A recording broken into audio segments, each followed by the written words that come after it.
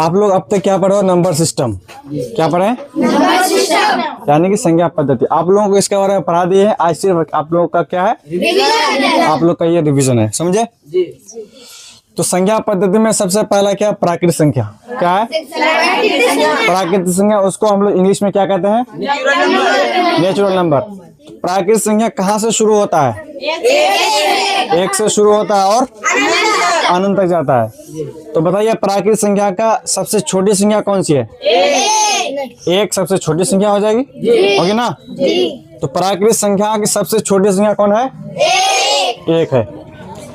क्या ये भी पूछ सकता है कि सबसे छोटी प्राकृत संख्या कौन है? क्या बताइएगा आप लोग? एक। अब आगे आप लोगों का पूर्ण संख्या, उसके बाद क्या आ जाता है? पूर्ण संख्या। प्राकृत संख्या में जीरो जोड़ने से क्या बन जाता है हमारा? पूर्ण संख्या। क्लियर है? अब उसी पूर्ण संख्या में हम माइनस वाला चीज भी जोड़ देंगे तो हमारा क्या बन जाएगा? पूर्णांक संख्या। क्या बन जाएगा? पूर्णांक संख्या। उसी को हम लोग इंग्लिश में क्या कहते हैं? Integer number. क्या कहेंगे? Integer number. और ये माइनस से शुरू होगा और फिर अनंत तक जाएगा। इसमें तीन चीज है, एक माइनस वाली चीज है, ये माइनस वाली चीज है, इधर एक जीरो है और इधर प्लस वाला चीज है। तो इंटीजर नंबर में तीन चीज रहता है, माइनस, जीरो और प्लस वाला चीज।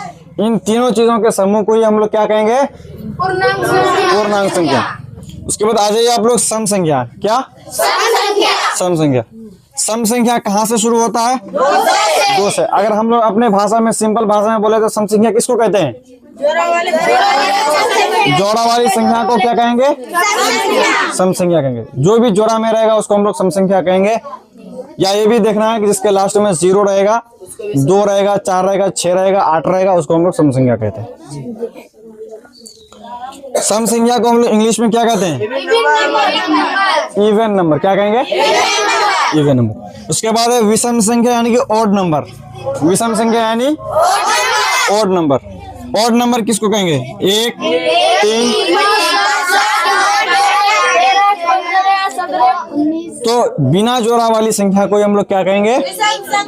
विषम संख्या कहेंगे। जो दो से पूरा पूरी भाग ना लगे।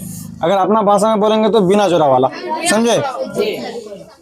और विषम संख्या की सबसे छोटी विषम संख्या कौन है? एक। सबसे छोटी सम संख्या कौन है? 2। क्लियर है ना? उसके बाद आप लोगों का आगे भाज्य संख्या कौन सी है?